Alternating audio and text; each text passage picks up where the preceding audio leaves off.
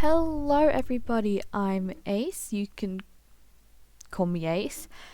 Welcome back my little bees. Today we're going to be looking at a character from my Minecraft realm named Meri. Meri is a very important character to the lore and story of, well, the place that she exists in, and there should be a Minecraft speed paint just about now. So she is based off Frisk and a ginger character I already made named Meri as well. She originally started off as Star Wars OC, and then I decided to put her into Minecraft because I needed another character other than a character that I was already a little over at the time, but still wanted to keep in the story, which was how Meri was born. So, at first I tried to go for a more physically accurate body before going for a more chibi body, before finally settling down on the style that I did for the rest of the drawings. And I took away her two head wings, so she is technically an avian, or looks like an avian in lore, but she's actually made out of plants and is a very androgynous character. I erase her boobs in just a moment because I found it better for her to be more ambiguous like Frisk, but also personal preference, I didn't want to draw them. So she is a plant creature made by an ancient civilization of builders that basically essentially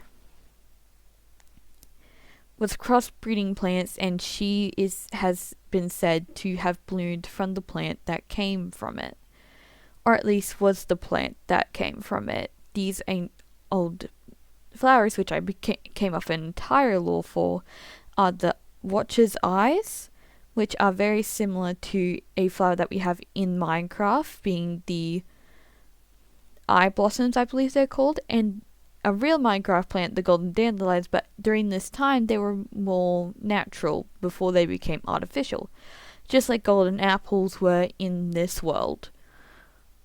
So Meri started off as the creature that you see in the middle currently. I'm sorry, it keeps happening, I can't stop it. Okay, hopefully that's fixed. I'll try and edit it out later. As you can see, she is a very strange character, and in the middle you can see the flower. She was a bundle of bushy flowers with a very mouth-like core that could produce golden apples.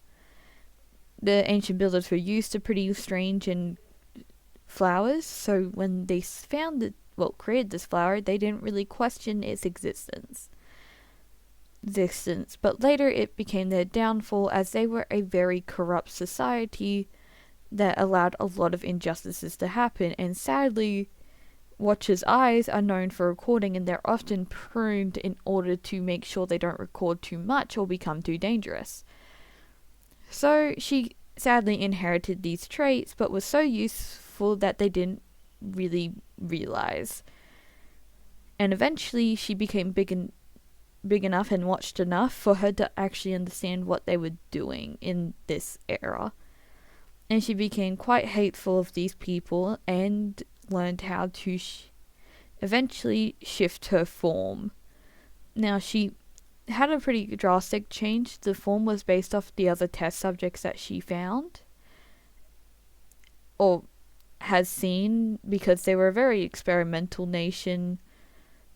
And she made this monster with several eyes because, again, Eye Watcher, and her ability is to know things about you just by looking at you, which is something this monster could do. And this was an ability gained rather than an ability that naturally existed for her.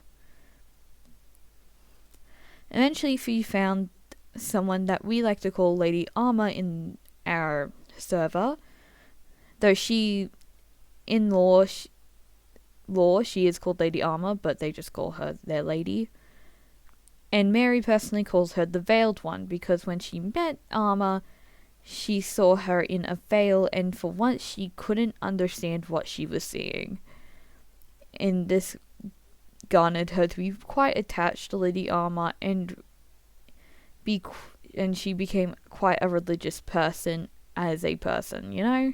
So Lady Armor taught her how to become a person, basically allowing her to grow and change as a person, unlike many of the others who tried to contain her as the thing she was. This allowed her to learn how to become a good person, and is the reason why she's not evil, pretty much.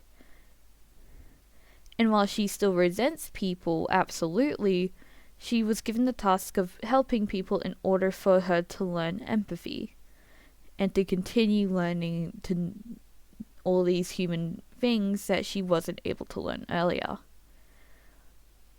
So as much as she's unhappy about having to learn about people, she'll do it for her lady. So eventually she becomes the healer. Now her area has multiple things for healing. For instance, the golden water that you see in her lakes is, well, the healing water that she uses for sickness, while for wounds she normally uses enchanted golden apples. Another strange thing about her is that she's able to enchant objects by infusing magic into the object, who makes her the only person to be able to create these enchanted golden apples, and she's basically the reason the enchanted golden apples exist in the first place in the lore of the realm. Now illagers come and steal from her regularly. She doesn't really care anymore, as much as she thinks they're like vile and horrible.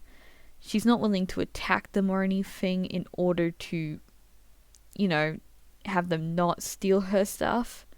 So she lets them be most of the time.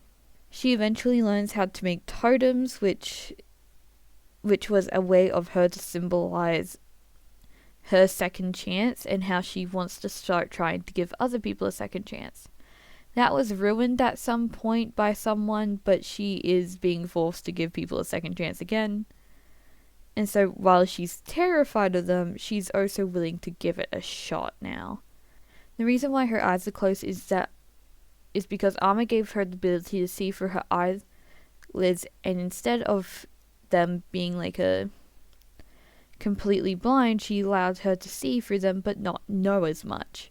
She can only see what other people see when her eyes are closed, and it makes her be able to collect information much slower.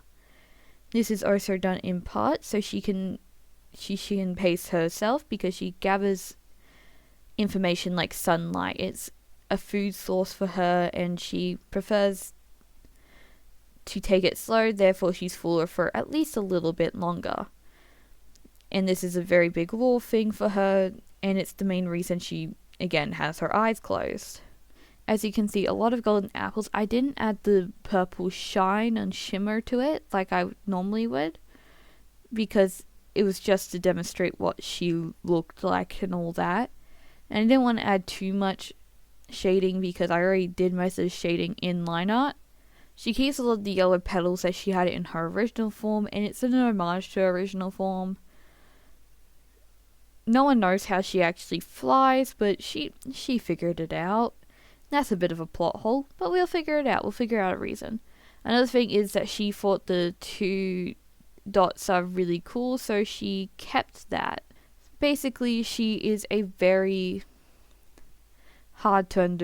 she's not hard to understand. You can understand why she's afraid of people, and you can understand why she might be a little distrusting and all that, but you can also be like, well, not every person's bad, and yeah, not every person's bad, but you would treat a gun like it's loaded if you saw it. And that's how she treats people. She has no idea if it's ever gonna suddenly, pop off at her, She doesn't know when someone will use anything she tells them against her. So she tells people very gradually. It's very hard to gain her trust. One of the few people who have gained her trust currently is Casper. Casper is Ghost's character, or Zero's character, sorry. I keep doing that. Casper is Zero's character who Meri found out because she kept looking into the woods, and she really enjoys his company a lot, and she really, really likes talking to him, but she's also at least a little bit scared of him and ever telling anyone. But she trusts him enough by now to believe that he probably won't. She's meant to be making friends with the Sanctuarians again, but again, she's still pretty scared of them, and kinda is trying to refuse to talk to them. Lady Amaryllis not having a good time with her kid, being very refusing to make friends. Of course, Lady Amaryllis mostly respects her autonomy, but she also understands that exposure therapy is the best therapy when it comes to these things, sadly. Or at least it is for Meri's case. I'll make a video about Ama at some point, because I still need to make what she looks like so for my other friends to be able to visualize both her and the real her, because there's a whole thing with the current Lady Ama not being the real Ama, but we'll get into that in another video eventually. Probably definitely not now, because they're going to watch this video. Now I want to get a bit further into the story before I ever address that. Also, Sipsy, your Ama's going to hate your character. I'm sorry. You know why. Don't pretend you don't. Anyway, believe I said almost the quickest thing I could about Ama. I hope you guys did enjoy the video, because I absolutely enjoyed making it. And I hope you guys have a very wonderful day. Bye! Hello, Ace here after the previous recording. I hope you guys really enjoyed the video. It took a bit more to get ready, and I've recorded multiple times before I got into this final cut, and even then it's still unscripted because I can't sit down and write a script for the life of me. Anyway, I hope you guys really enjoyed. If you liked the content, please feel free to subscribe and and of course like if you liked the content. Bye! Proper goodbye at least. Oh, and check out my other video. It's a realm tour of the server. It doesn't have the inside of Sipsy and Sandy's builds, as I wasn't sure if I would be allowed to use their content. Anyway, bye!